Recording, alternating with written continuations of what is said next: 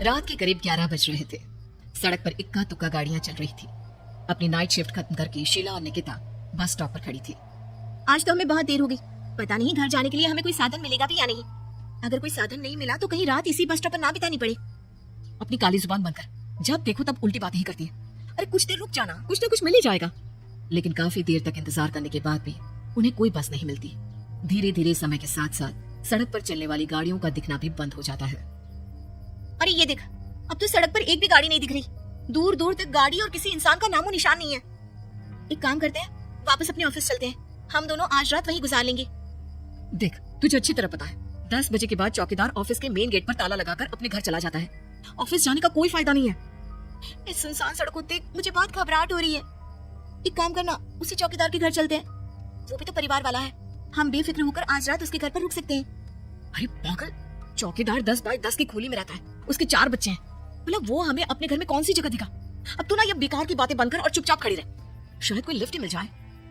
फिर काफी देर इंतजार करने के बाद आखिरकार एक नीले रंग की बस उनके सामने आकर रुकती है। बस का दरवाजा खोल कंडक्टर उन दोनों से कहता है, कहिए कहाँ जाना है आप दोनों को? देखिए मेरी पूरी बस खाली पड़ी है। मैं आप दोनों को आपके ठिकाने पर छोड़ दूंगा। इतना कहकर कंडक्टर मुंह में भरे पान की पिचकारी सड़क पर दे मारता है।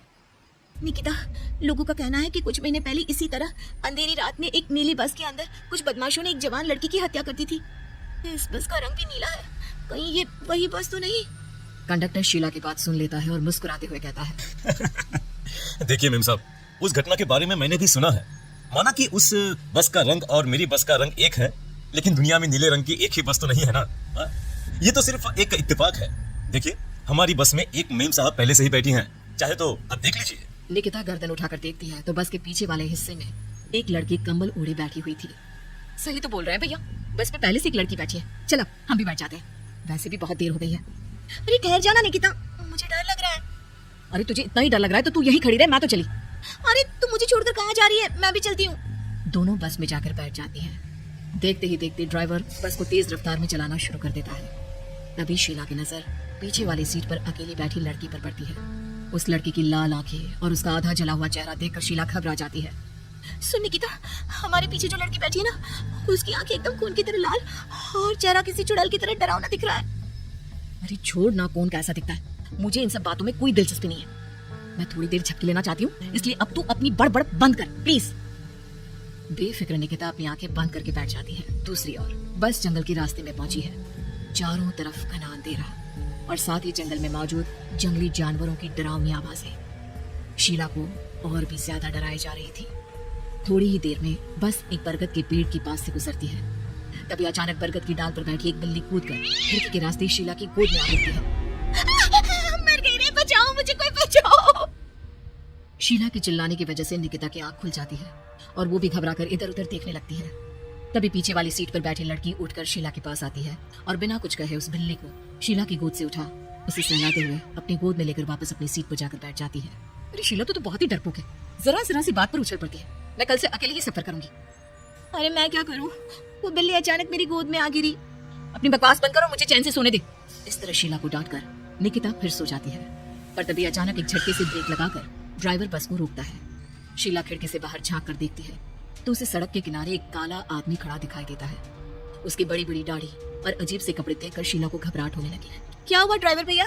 हाँ, आपने बस क्यों रोक दी? अरे वो देखो, वो सड़क के किनारे एक आदमी खड़ा है, उसी के लिए मैंने बस रुकवाई है। शीला निकिता को धक्का देकर नींद से जगाती है। अरे अब क्या हुआ? वो देख, सड़क किनारे कितना डरावना आदमी है। उसका अजीबोगरीब हुलिया देखकर लगता है जैसे कोई शैतान खड़ा हो।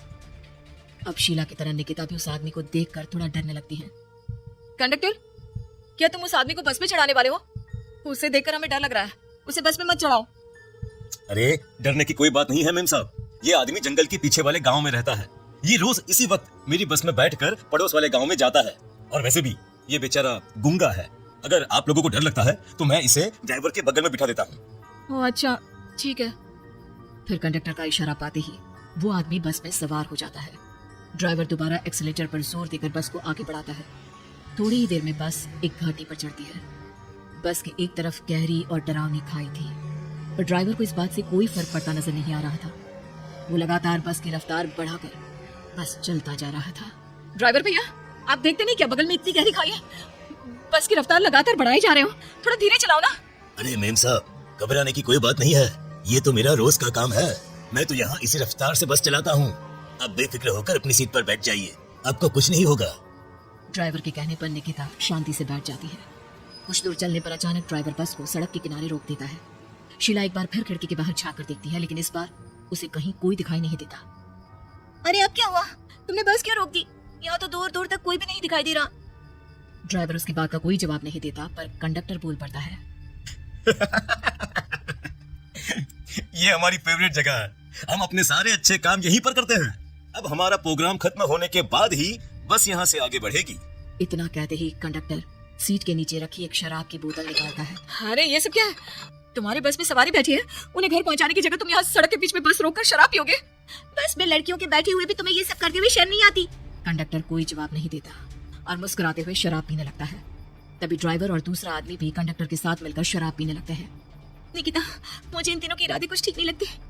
हमने इस बस में बैठकर बहुत बड़ी भूल कर दी। तू घबरा मत, मैं हमेशा अपने पर्स में छोटा सा चाकू रखती हूँ। उसके रहते ये तीनों हमारा कुछ नहीं बिगाड़ पाएंगे। देखो गज्जू भैया, हमारी बस में इस समय 3 जवान लड़कियां बैठी हैं। कहो कहो सबसे पहले किसका शिकार किया जाए? मैं तो कहता हूँ कि सबसे पहले वो जो पीछे अकेले जो बैठी है ना, उसे पकड़ कर लाओ। उसके बाद इन दोनों का प्रोग्राम फिट करेंगे। ठीक है, जैसी तुम्हारी मर्जी। अब वो आदमी पीछे वाली सीट पर बैठी लड़की के पास पहुंचकर उसका हाथ पकड़ लेता है, लेकिन तभी अचानक उस लड़की की आंखें जरूरत से ज्यादा बड़ी और लाल होने लगती है। उसका चेहरा गुस्से से लाल और उसके मुंह से नुकीले दांत दिखने लगते हैं। अरे अरे अरे ये क्या? ये लड़की अचानक इतनी खतरनाक कैसे बन रही है? इतने में वो लड़की उस आदमी को उठाकर वहीं सीट पर पटक देती है। मुझे हाथ लगाएगा, तेरी इतनी हिम्मत! जोर से चीखते हुए वो लड़की उस आदमी पर हमला कर देती है और पल भर में ही उस आदमी का काम तमाम हो जाता है। ये देख ड्राइवर और कंडक्टर के होश उड़ जाते हैं। इतने में ड्राइवर अपनी जान बचाने के लिए तुरंत बस से बाहर कूद जाता है, पर तभी बस के पीछे की तरफ से तेजी से आ रहा एक ट्रक उसे कुचल कर चला जाता है। एक ही पल में अपने दोनों साथियों की मौत देख अब कंडक्टर के हाथ पैर कांपने लगते हैं। ये सब देख निकिता और शीला के भी होश उड़ जाते हैं। वो चुपचाप अपनी सीट पर ही छुप कर बैठी रहती हैं। अरे अरे अरे कौन हो तुम? और तुम इतनी भयानक कैसे बन गई? अब वो लड़की गुस्से में घबराते हुए कंडक्टर का गला पकड़ लेती है। इतनी जल्दी मुझे भूल गए?